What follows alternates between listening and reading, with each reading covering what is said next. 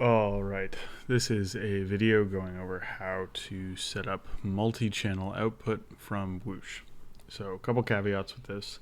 Um, from my understanding of this basically seems like you are skipping some of the, effectively like the mix output of Whoosh itself. So the Doppler engine, these plugins, the brick wall limiter, you kind of lose that functionality.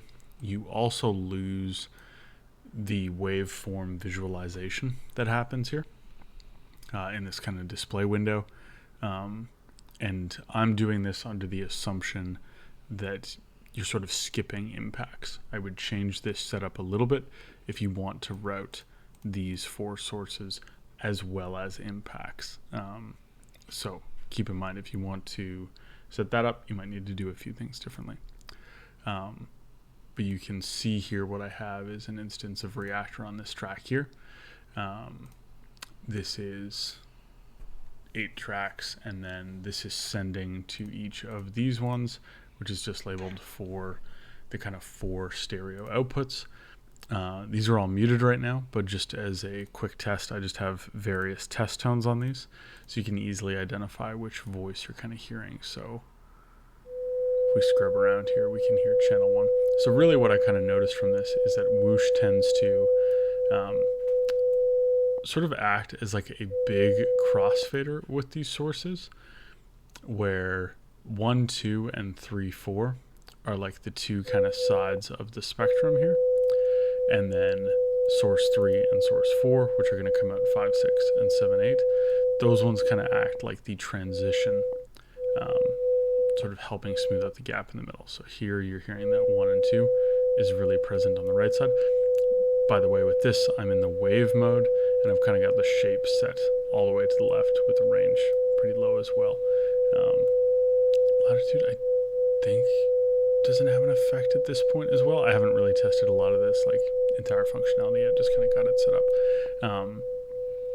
So if we mute source 1 and unmute 2, you can hear again that this is sort of the left side of the spectrum. 3 is going to come up in the middle, and I expect the same with 4. So if really all we're doing is just sort of controlling faders with like an XY pad, how is this different from any other XY pad, or just putting together a max patch that could do something like this? I think the big thing here is sort of like this source engine that you get with each of these. So the ability to switch between loops and grains really easily, and then from loop to a cloud in like the easier pro mode.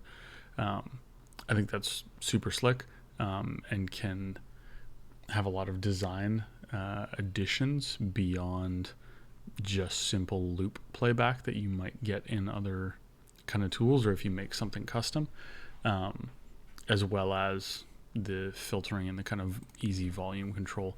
And then in addition to that, obviously in this example it's a little bit glib, but being able to randomize each of these sort of user banks and load up to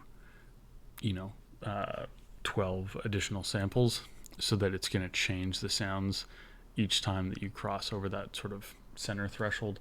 I just think it's a really robust design tool, and even though you miss out on the Doppler kind of functionality and this effect functionality, I think depending on what you're creating in this tool, it could still be really useful for a number of reasons, which is why I went through and set it up. So how do you actually set it up?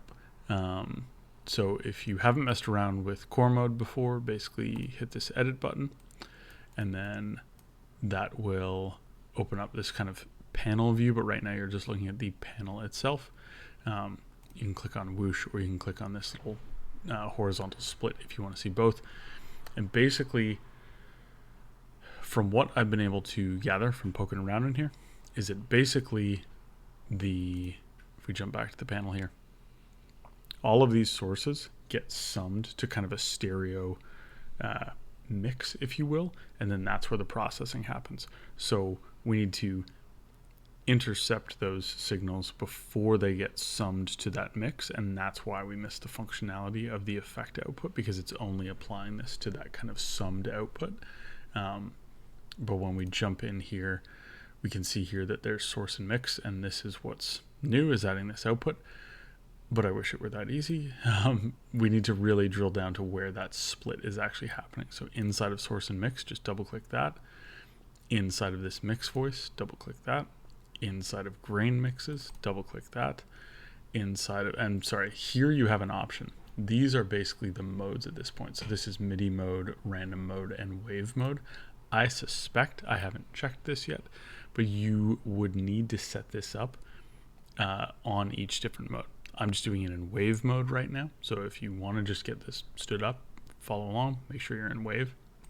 But I suspect you would need to do the same thing in random if you wanted it to work there, and technically the same thing in MIDI. But right now we're just doing it inside of this wave sort of macro, or this wave voice, and then inside of wave scan, and then inside of core, and then inside of core cell.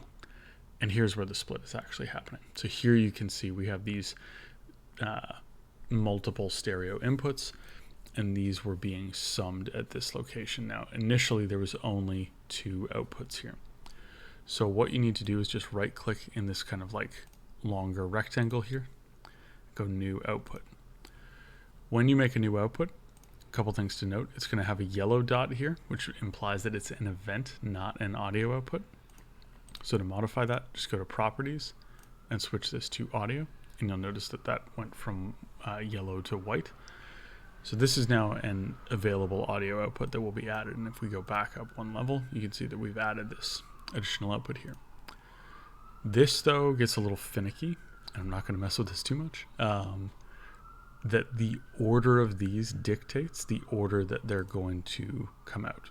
So what I would highly recommend is, first and foremost, take your hand off the undo keys right now, because anything you undo while you're doing this work is going to undo in your DAW, which likely means it's going to remove the instance of Reaktor that you just added.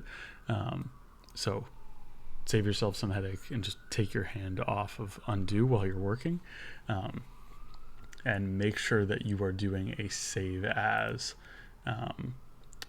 this sort of Reaktor ensemble before you start, because you don't want to override your normal kind of version of Whoosh.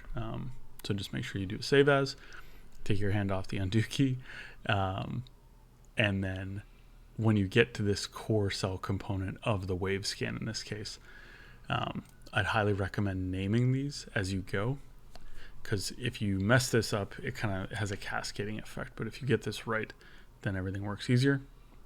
And this is basically, you can see the left side, this is the right side, make a new output, and then just, channel 1 left, channel 1 right, channel 2 left, channel 2 right, hook these all up. Once you've done that, then when you go to this higher level, you'll see those outputs here.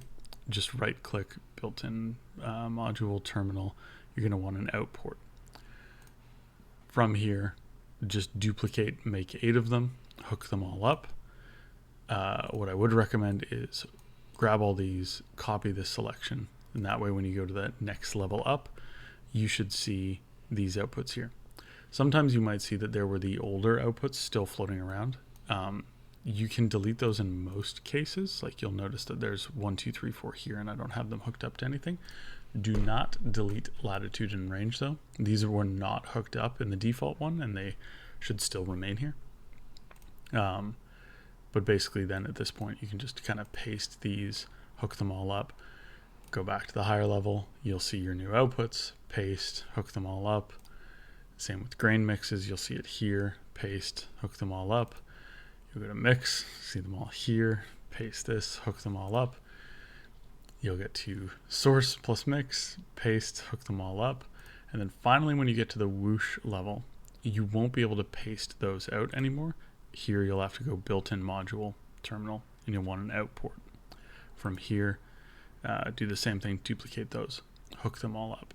And then now you should be at this state where when you scrub around, you won't see any visualization here. you should still see metering here. And you should see your sounds in the like source voices for each of those. I'll spare you all a bunch of test tones right now. But at that point, if you have this set up with 8 channels, you should likely see 8 channels metering here independently. And then what you can do is then just kind of your Reaper work at that point, and then just route everything to individual outputs. So that is how to set up, at least from what I've gathered in one evening, how to route Whoosh to multiple outputs. Let me know if you have any questions, but hopefully somebody found that useful. Thanks.